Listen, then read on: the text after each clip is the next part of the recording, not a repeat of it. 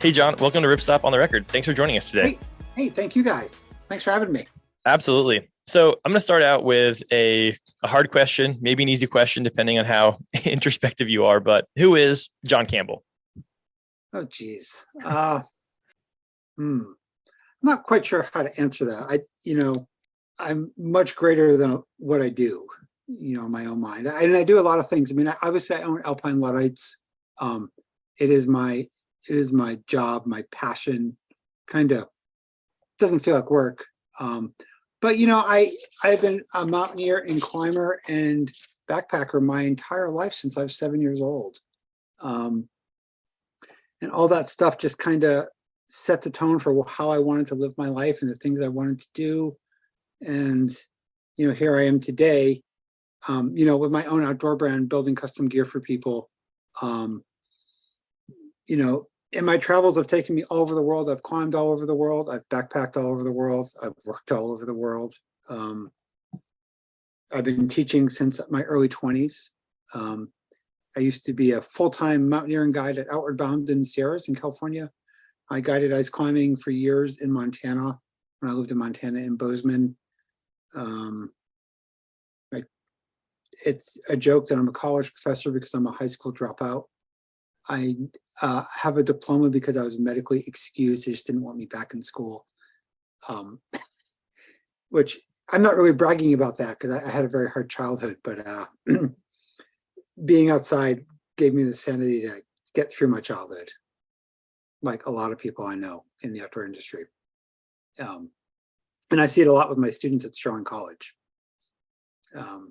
So, I am a misfit that made it through.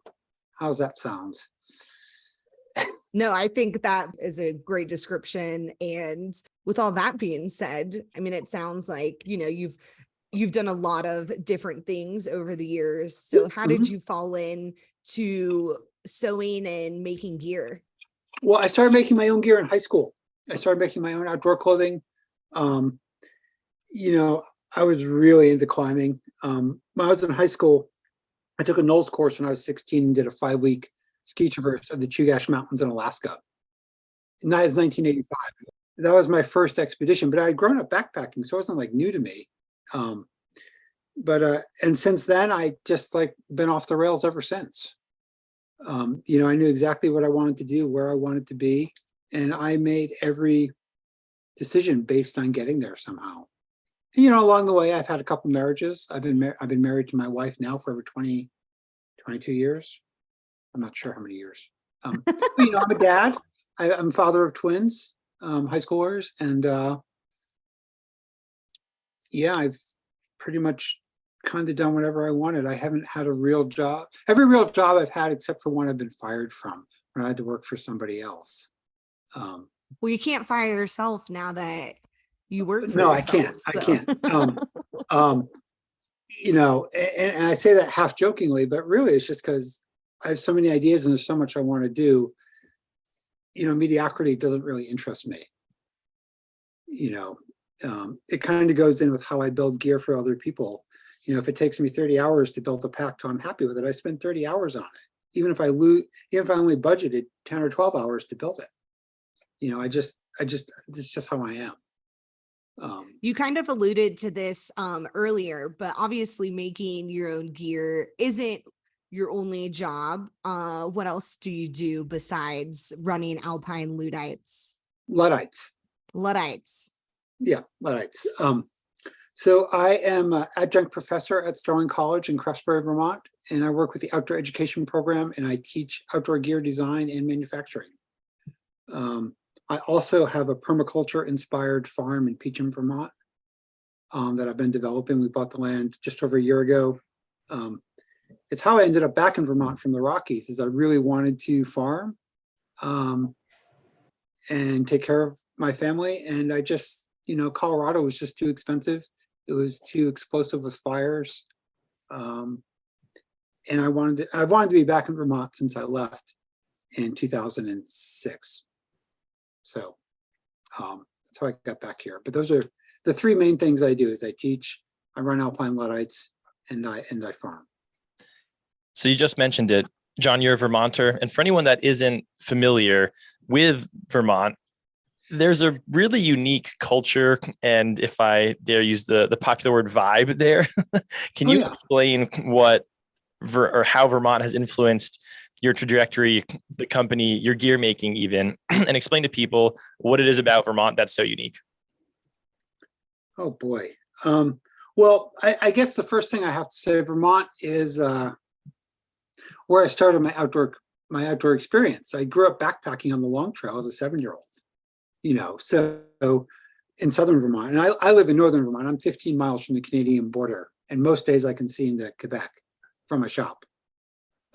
Like Jay Peak is right over there, and I live 2 miles from Lake Willoughby, which is arguably the best ice climbing in all of New England. So the ice climbing area is like 5 miles from my shop. And we backcountry ski every day here. We get a ton of snow. So me and my dogs, we ski pretty much 60 to 70 days a year if I'm not climbing. Wow. For our dog walk, we go ski for hours on the logging roads. So Vermont is really civil, is how I describe it to people. In today's world, I mean, there's certainly a lot of division among people, and it's exacerbated by social media and ineffectual politicians on both sides. Here we're really accepting of things. We still, like, Vermont still has like town meeting day, one day a year, where everything shuts down and everybody goes to their town hall or local school, and they actually talk about everything going on in the town, and they have to work together.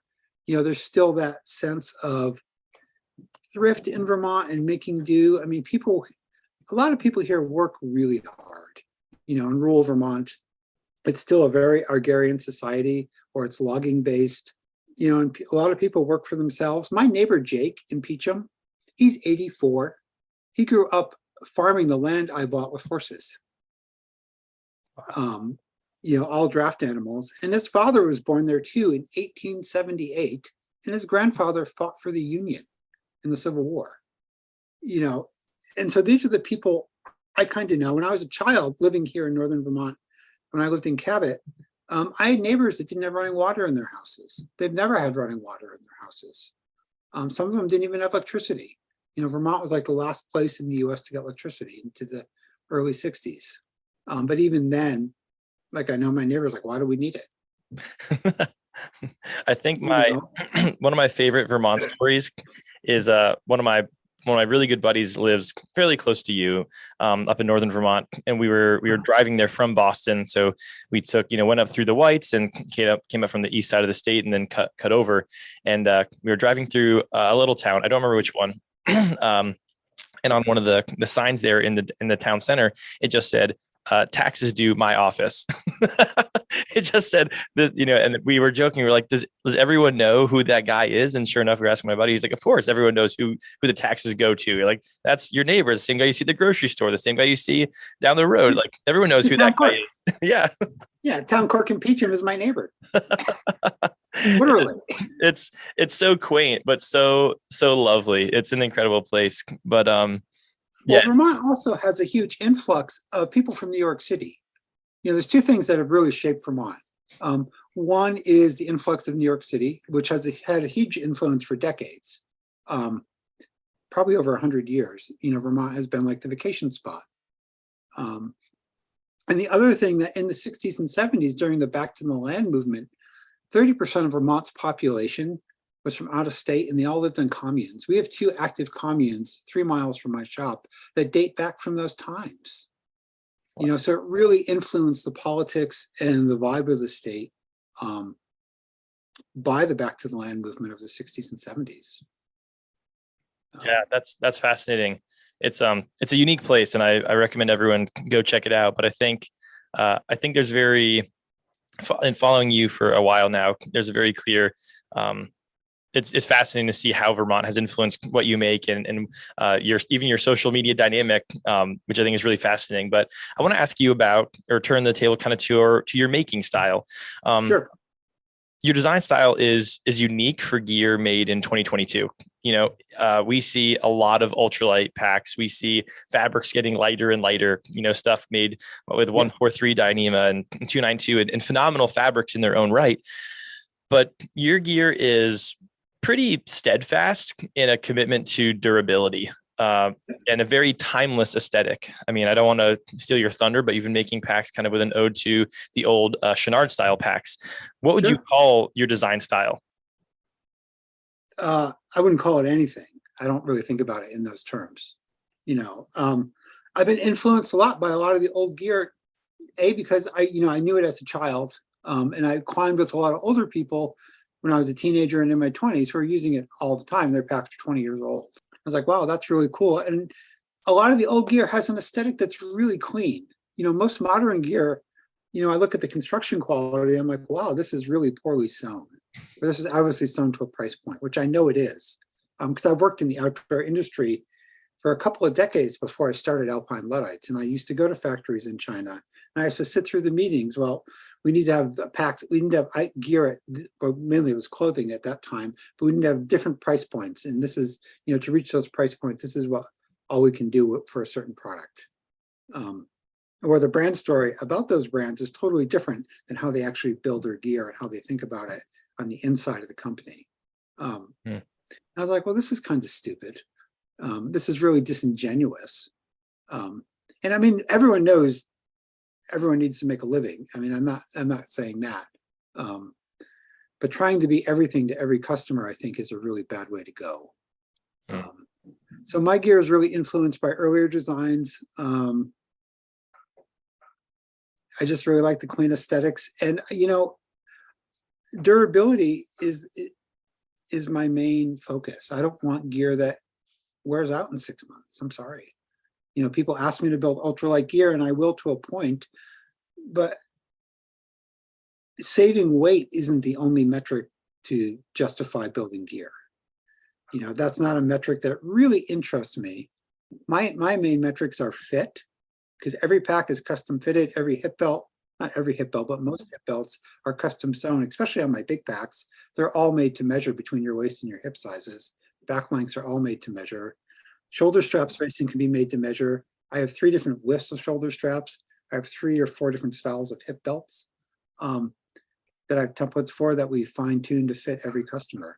And all the frame stays are cut. And I've bought 3 or 4 different dimensions of 70-75 T6 aluminum frame stays in stock. Wow. I stock, God, I have no idea how many different fabrics now. I've worked with Challenge to get some of the laminated ultra fabrics made for myself. The guys at X-Pack are fantastic. Both companies are great to work with for getting fabrics and talk about doing some custom stuff. I really try to match the fabrics for each project to the end use, which suits the customer. So I'm not set or dogmatic about that, but I won't build a climbing pack out of 5-ounce Dyneema because it just doesn't last. I've seen the repair, get them from other brands. I've seen skis destroy brand new Dyneema packs in days with a burr on the edge. It just cuts right through it. And so I just ignore what people see from major brands when they ask me about their gear. I make that pretty clear.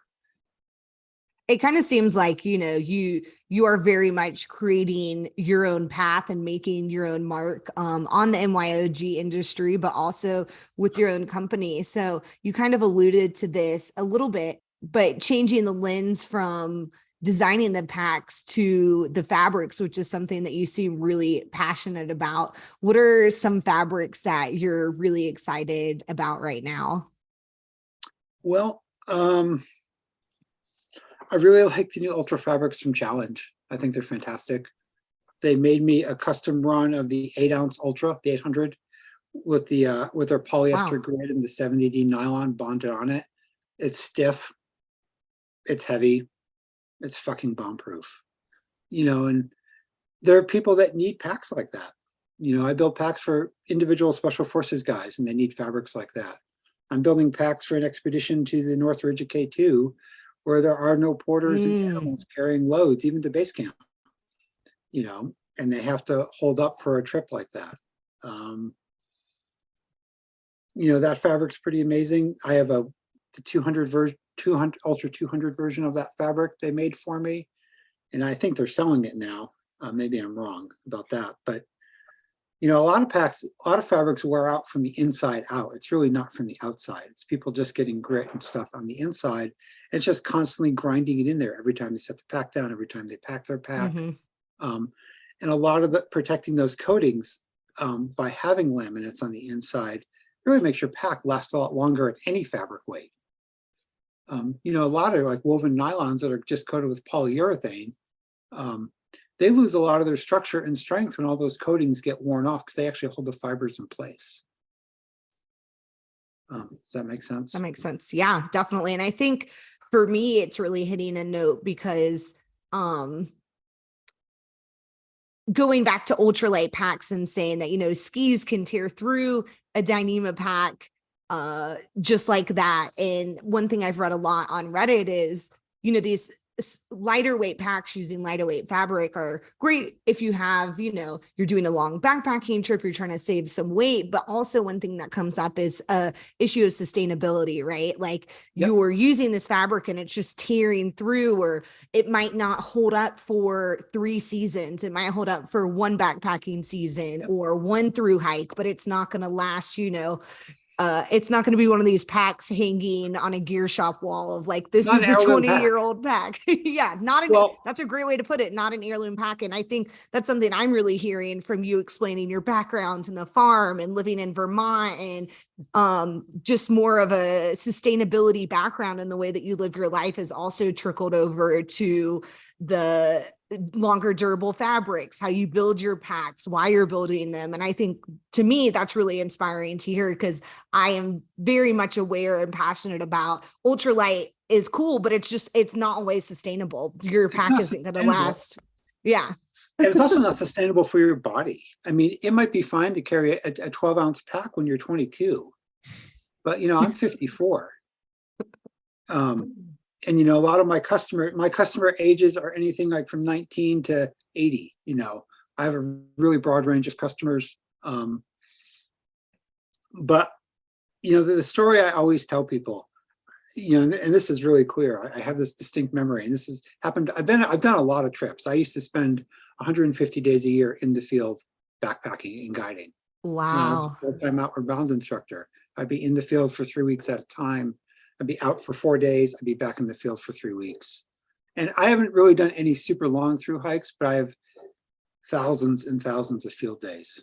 And I still go. I mean, I'm still planning an expedition to the Karakoram next year on the north side, going through Tibet and China. I still do that. I still ice climb every week in the winter. I backcountry ski almost every day. I haven't really changed how I do things. But the thing that makes a big point to me is, like, if I'm carrying a pack that weighs, my big expedition packs are about 5 pounds, which are still a lot lighter than most packs because they're simpler. But a pack that weighs 5 pounds carrying, 15 pounds of gear is a lot more comfortable than a pack that weighs 1 pound carrying 15 pounds of gear. And the wear and tear is just like, you don't even feel the weight. Never mind that, oh, I saved 3 pounds in my pack, but I can still feel it.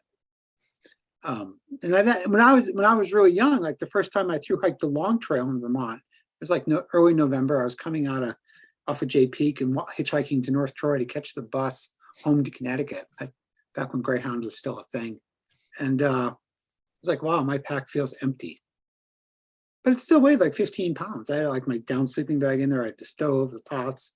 I had no food. I had a water bottle. I'd clothes for 3 season backpacking. It was like a 15 to 20 pound base load.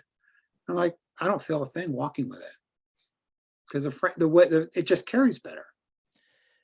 It seems like there's a really fine line that you manage between really specific building, right? Creating a pack or a piece for a very specific purpose and person with fit and customizations and how they want to use that. But also there's kind of what I feel like what we're getting to is that ultralight packs are really only perfect when you pack them a specific way with the exact gear that you have with the right pieces. And there's not really a whole lot of flexibility within that. So although your pieces are custom built and really purpose built, they are more functional because it's not stripped down to the most bare minimum. Is that kind of right? That's kind of right. But if someone needs a climbing pack that's stripped down to the bare minimum, I'll build it. Mm-hmm. I draw the line at fabric weights. I mean, I think 2 pounds is plenty light enough. I have no interest in, well, what I tell people is I don't weigh my packs, and I actually don't. I only know what they weigh from shipping the boxes. Yeah. If someone really wants to know, I'll weigh it for them, but it's irrelevant to me. I just say that's a backwards way of looking at how to carry a load. Yeah. So we've talked a lot about your packs. What other custom pieces does Alpine Luddites make? Well, I do make bike packing bags. And that's because I've raced the Tour Divide a couple times now, the mountain bike race from Banff, Alberta to the US-Mexico border along the Continental Divide. It's self-supported 2,700-mile mountain bike race. So that's important to me. I still like to ride a lot. Before COVID hit, I was planning on racing the Silk Road race, which runs through Kyrgyzstan through the Tian Mountains. It's 1,100 miles. And so I try to do one big race every few years. That's the only way I can carve out enough time to train for it. I couldn't do it every year. Yeah.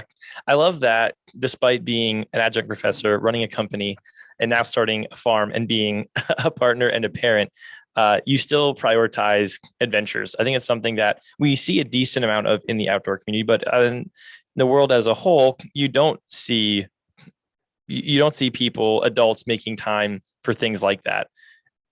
How important is that to you to continue doing those things? Well, it's just who I am. I can't imagine not doing them. I don't separate anything out.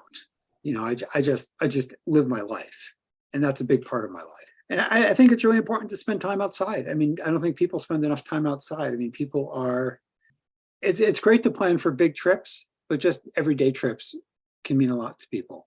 Growing up, I've always wanted to walk everywhere. As I don't really like to drive. And my wife is a huge cyclist. She works in bicycle infrastructure. She is a bike advocate. She works with, so cycling is a big part of our family. And I raced road bikes when I was younger. And cyclocross. So I've done a lot of time on the saddle. But if it's like 2 miles or 3 miles, I'd much rather walk than ride. And I just like being outside, being able to think and having time with my thoughts. It's where I do my best thinking is when I'm walking.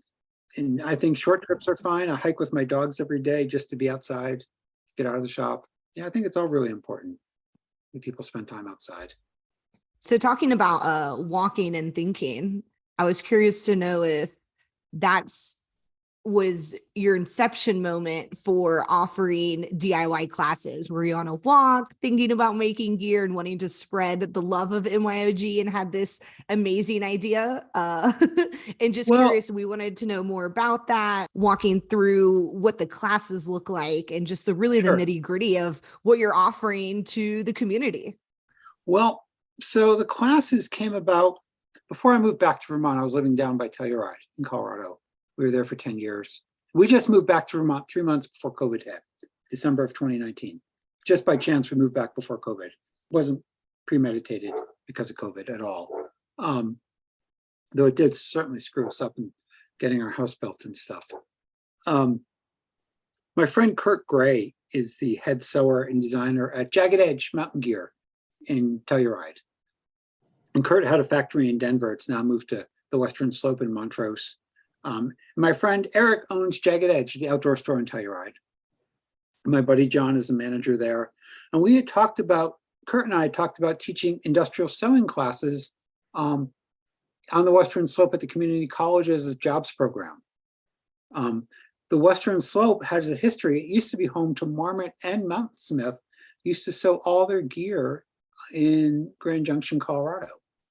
And so there's this whole collective experience that's just sitting there idle. experience of all these people that used to work there. My sewing machine repair guy in Colorado was the guy who took care of the factories for both those brands. Wow. So he had a ton of institutional knowledge that was just sitting there getting lost, both for machines, but also the sewers, even though they were getting on in years. So Kurt and I were talking to the local community college about offering free industrial sewing classes as a jobs program for economic development of the area. Both Montrose and Grand Junction built outdoor industrial parks for bringing outdoor brands to the Western Slope. So like Ross Reels, one of the biggest fly fishing companies in America, moved to Montrose, just up the road from us, like an hour.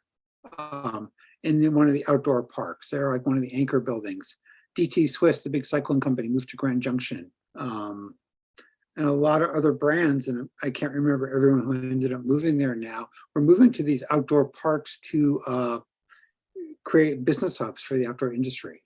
And so we knew there was a demand for sewers. Seek Outside was in Grand Junction, and they lived down the road from me, even though the factory was in Grand Junction. They lived like 5 minutes away from me. So the guys from Seek Outside used to be in my shop all the time, Tim and his wife, and I think her name is Angie, forgetting her name. They would come over and we just sit there and shoot the shit and talk about packs and outdoor stuff. I'd ride my bike by Tim's house and he had like 5 Seek Outside tents set up in the front yard testing stuff. It's like cool. Like you can see their stove tents and stuff. And they, and so Colorado Yurt was in Montrose. They built a ton of yurts and teepees. They have a huge industrial sewing facility. There are other brands that were there that needed sewing help. And we had talked about doing that. And I moved to Vermont. We hadn't been able to start those classes in Colorado by the time I left. I was like, I should really keep this going because I think it's a really good idea for economic development. And I called Strong. I didn't call Strong College. I wrote them an email to the head of academics, Laura Spence, and I said, hey, I wrote a 5-sentence email saying, hey, here's me, here's what I do, here's what we wanted to do. Would Strong be interested in doing these classes? And they wrote me back and said, sure. And then COVID hit. And then I got an email from Josh Boson, head of the outdoor rec department, saying, I really want to do this. I'm coming over. And we created the first college class for Sterling. And I was like, wow, this is a lot of work. I had students in my shop 4 days a week. And since my shop is small, I only have 3 sewing machines. We had classes of 5 students 4 days a week here in my studio. And then the class was a huge success. Got tons of press all over the country, which kind of blew me away. The Adventure Journal wrote about us. Christian Science Monitor wrote about us. Vermont Sports wrote about us. I had an interview with Shannon Davis while he was editor at Backpacker about it. And I was like, wow, we should keep offering this class. And so I started just offering classes through Alpine Luddites, and pretty much every class I've offered has filled up, and I've been offering them for almost 2 years now. And basically, it's maximum of 3 students. It's 2 to 4 days, depending on the class. We do a bike frame bag class for bike packing, teach people how to make their own frame bags. And I also taught a pack making class where I would help people, teach them all the steps of building their own pack, starting with, fabrics, pattern making, some of my design principles, durability being first, and walk them through the whole process. And I build packs with them, and everybody has left with a finished functional pack from my classes. That's kind of it. I think I've done 15 classes now in the last year and a half. Wow, that is so fascinating. And I have so many questions. For the sake of time, I'll try to narrow it down to one more meaningful one. What sort of, I'm not even sure if this is the most efficient question or way to ask this, but what sort of developments, what sort of interest, or what do you see from your students, I guess? These people, especially in our day and age, I'm 27. We alluded to it earlier in the podcast, but sewing is not exactly the first thing that's on many people's minds. It's not the most popular art form, if you will. But once you do it, you realize how powerful it can be in many ways, from repairing things to creating your own things and limited creativity potential, like all these, I don't want to fill in your question for you, but what sort of differences or what sort of developments do you see from your students when they get to do these things or this class? Well, they're all really excited. Every student I have wants to make their own gear, wants to be able to fix stuff. Some of them are already sewing their own gear. I've had employees from Patagonia show up who work for Warrenwear and just want to learn how to make stuff better. I did a private class for the product developers of Burton Snowboard, and this kills me. Wow. None of them, they're all the product developers, but none of them know how to sell or design anything. They just tell the sample factory, sample rooms in Asia what they want. That's how most of the outdoor brands are doing it. Like most outdoor brands in America, or probably Europe as well, aren't outdoor brands. They're marketing and design companies. I did a project with Marmot 4 years ago. A friend of mine was the general manager at Marmot, and he asked me we were going to do a co-branded Alpine Luddites Marmot mountaineering pack. I was going to build 150 packs for Marmot with both our labels on it.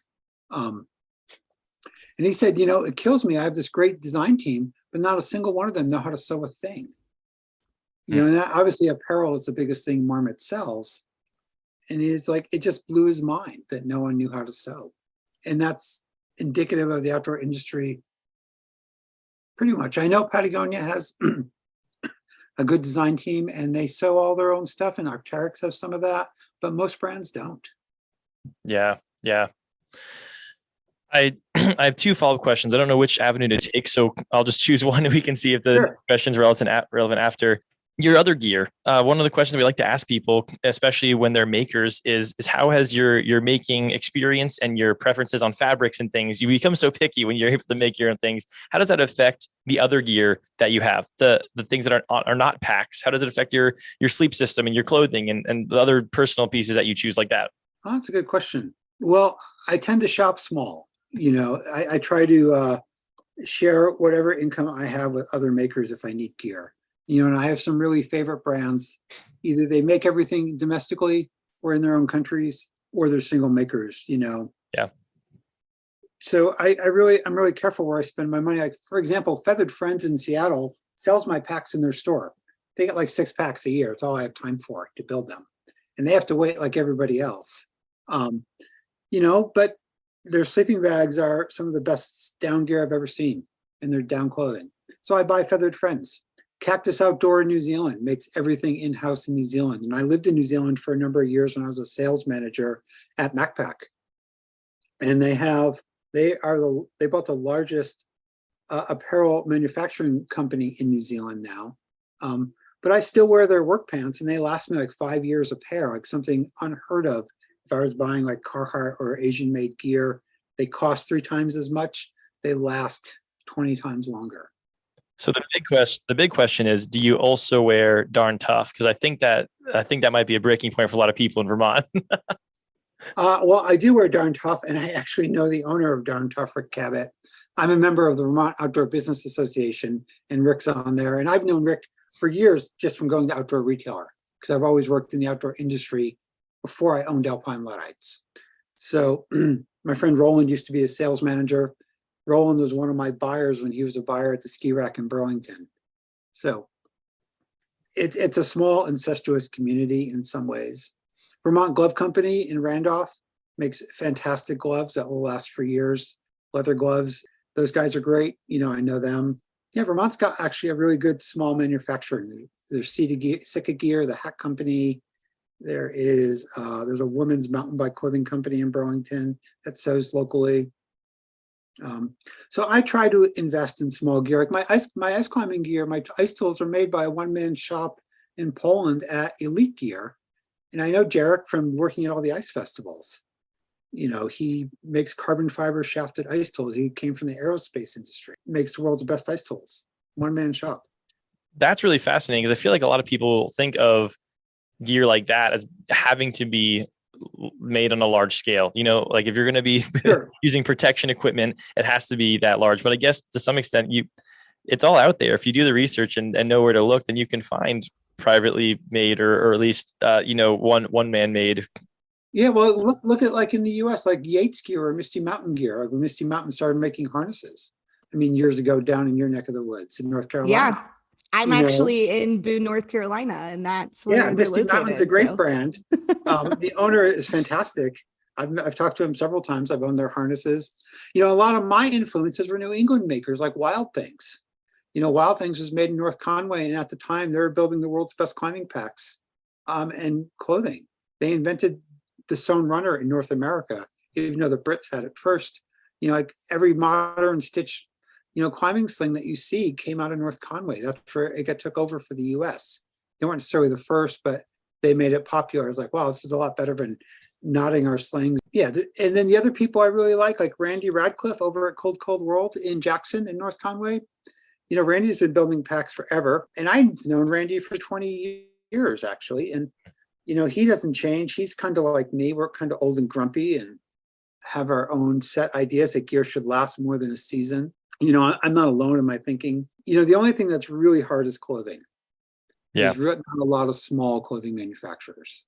There's Northwest Alpine in Portland, Oregon. I always said there's Feathered Friends doing down gear, but really like buying shell gear and stuff like that, it's really hard to find. And I used to make all my own outdoor clothing. I used to make my own Gore-Tex jackets. I used to make my own bibs.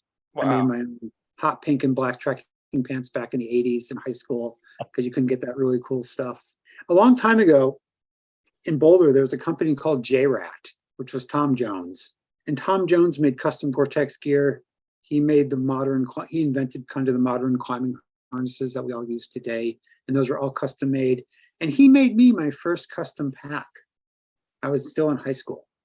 And I took it on a trip to the Andes. I went to the Andes to climb at high altitude when I was 17. That was the first time I went down there. And I've been down there a lot since. I spent a lot of time down there climbing. You know, he was kind of the model for Alpine Luddites, you know, direct influence on me as a young person. I made my first backpack right after high school because I couldn't find a climbing pack I liked. He was a huge influence on me just to do it myself. And today, Tom runs Imlane Canyon Gear. He's really big into canyoneering. Some people might know who that is, know his gear at least. But yeah, there's a lot of old small brands when I was young that had a big influence on me. And so I still try to support brands like that today. it sounds like you've definitely been around a lot of great brands and also helped influence their brands. You know, you've mentioned Burton, just all the relationships that you have in, you know, the cottage gear industry, but also just the outdoor industry as a whole. So you have such a unique place within the MYOG community. And as someone who has benefited from that, but also helped serve the community, can you maybe put into words what the MYOG community means to you? Well, I just think it's a sense of empowerment, really. I mean, anyone that wants to make their own gear, I'm always available to answer questions. I get DM'd on Instagram almost daily with questions on fabrics, machines, where can I find stuff?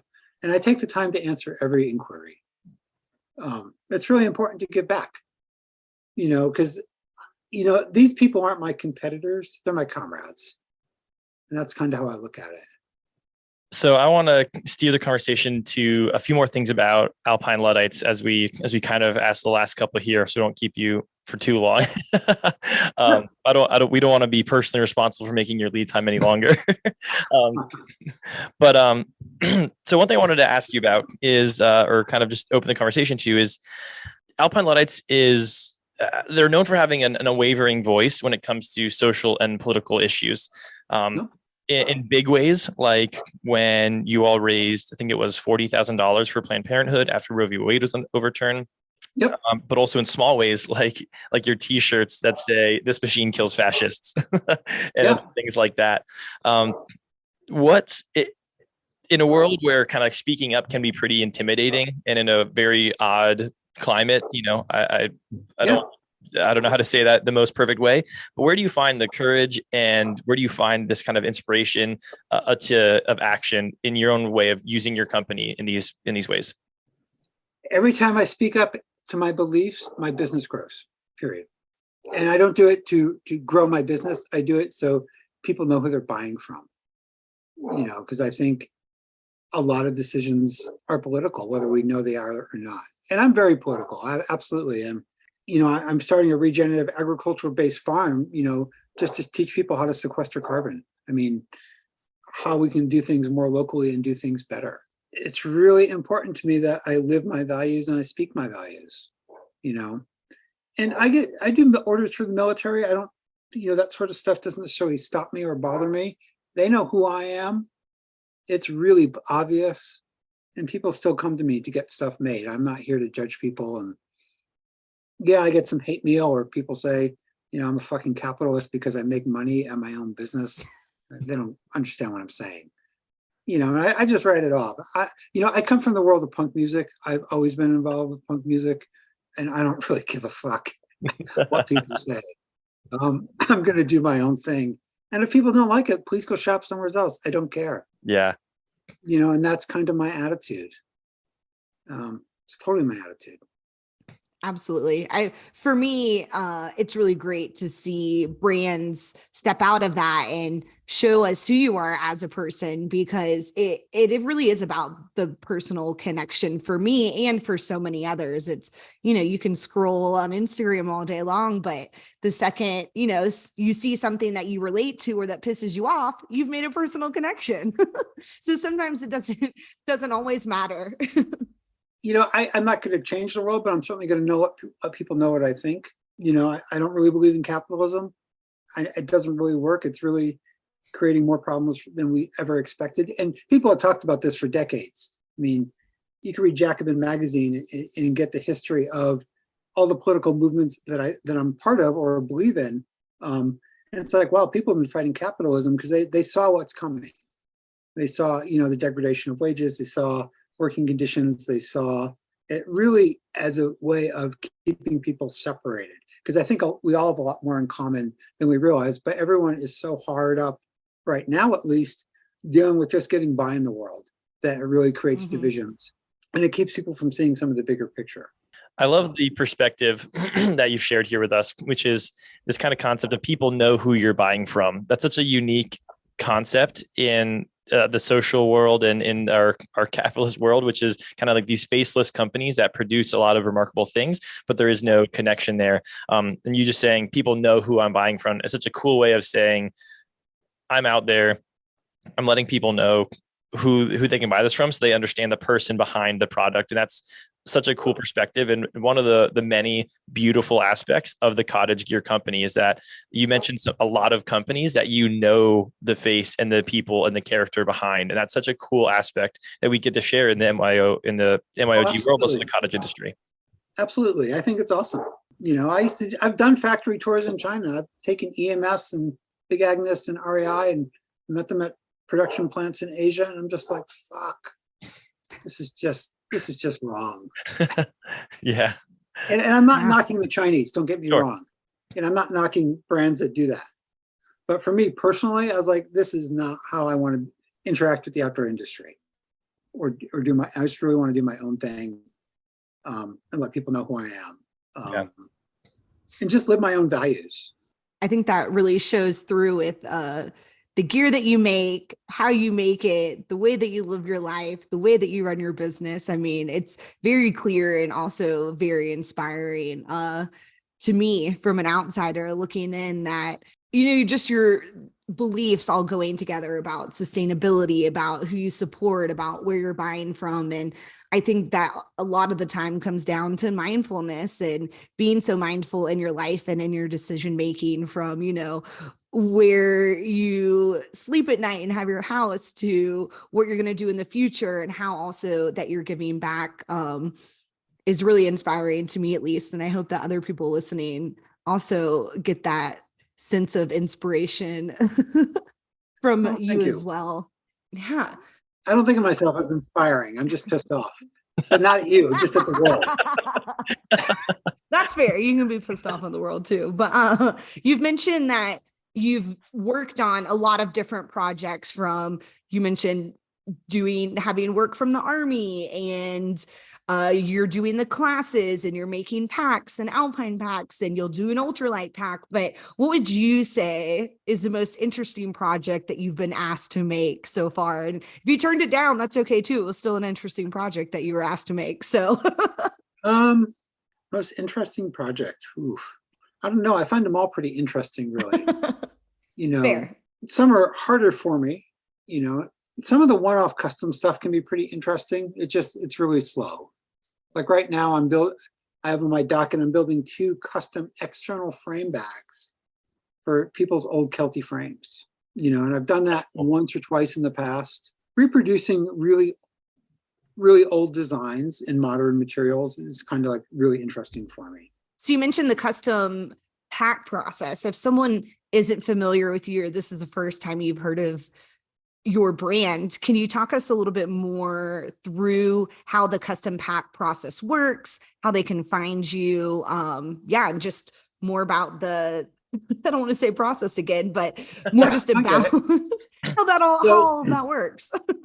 Well, I build basically 3 kind of packs, right? I do the classic packs, which are total inspired reproductions of like gear from Caramore and Chenard equipment in Millet, France. And those, I have a small group of people that just live and die for that stuff. Kind of like what Eric's doing over at Rivendell. And then, I do all my Alpine climbing packs, which are really templates, and we customize every pack for each customer, both with fit, features, fabrics, colors. It's just a starting, the models are a place to start a discussion. They aren't the end place. It's just the beginning. And like I email everyone this 3-page Excel sheet that's written in my left-handed dyslexic view of things, about where I need measurements from, fabrics, options, colors, webbing, options on the pack, side axis, zippers, wand pockets, crampon carriers, how they want it set up for carrying ice tools. You can download it from my website, which is just alpineluddites.com. It's all over the place. And then once we start this conversation, there's a lot of emails back and forth. If you want to get on my waiting list, you place a deposit to get on the list, a non-refundable deposit. And then we're on the phone for an hour and a half going through the order form together. Wow. And then they email me questions. Sometimes I'm mailing out fabric swatches and webbing clippings just to get colors right. Oh my goodness. I was just going to say, I know that making a pack takes hundreds of hours, but the fact that you are going beyond that and going truly the extra mile, I don't know of anyone that is on the phone with their customers for an hour and a half and going through all these options. I mean, most people are like, yeah, so we can email back and forth as the weekend goes on, easy to respond when you're watching TV at night or something. But that is just, man, it like truly incredible that you're putting so much of yourself into everyone's custom pack. It's not just like choose from the drop down what color you want. I mean, that is just amazing. Well, you can kind of do that. It's as much involvement as you want. I want this pack. Here's my back length, and I want all the webbing to be black. Right. And I get that sometimes. Some people it's 50 emails. Some people it's Zoom calls to Singapore or Japan. It's whatever it takes to get the right thing done. Wow. I mean, there's a reason my packs are expensive, because there's a lot of time involved in them. And my packs aren't as expensive as they should be, to be honest. I look at like what Chilo Gear charges for their Dyneema packs, and they charge as much or more than me, and there's nothing custom about them. Just to pull up as an example. Dan McHale makes great packs. And we're kind of charging the same, except, he's similar to me. He's the only one I think that goes the way I do. John, I have one more question that I should have asked at the top of the episode. What is a Luddite, and how did you come up with your name? In today's world, Luddites are considered as being anti-technology. At the start of the Industrial Revolution in England, the Luddites were a group going around destroying the new wool mills and knitting machines that were forcing people from working from home, earning a real living, to going to work in these huge, horrible factories at the start of the Industrial Revolution. And they weren't against the machinery, and they weren't against what they were building. That what they didn't like were the low wages and poor quality. And so they went around destroying the factories and burning them to the ground. they're kind of like the anti-capitalists of the day. And I learned about Luddites when I was a teenager. I was a rabid environmentalist, as you could probably imagine. And I was a member of Earth First, which has gone on to be other things. But at the time, they were kind of like what today the Sunrise Movement is, or the Extinction Rebellion. The Extinction Rebellion movement is in the UK about fighting climate change. They were fighting for the environment and logging and mining and things in the United States. And so they had this opening, like they have this questions in their newsletter. They used to mail out a print newsletter, a Zine. So I'm really dating myself now. It was long before email. It's back when computers took up a whole room. But I was like one of 3 people in Connecticut, where I grew up as a kid, that got their newsletter. And it was like Dear Luddites was in the beginning of their question and answers, where people would write in. Like loggers would write in just saying what assholes we were and how they're going to kill us. And then other people were talking about all the great things they had done and places they had saved. And that's where I got the term, and that's where it just stuck with me my entire life. Like, that's perfect. That is so it's very political, in that sense. People may not get, and I won't even say it's a joke, but they may not get the inference. But there is a link on my website. What's it say? I'm going to go off here for a second. It says, it's under Word. You can read all about the Luddites on my website.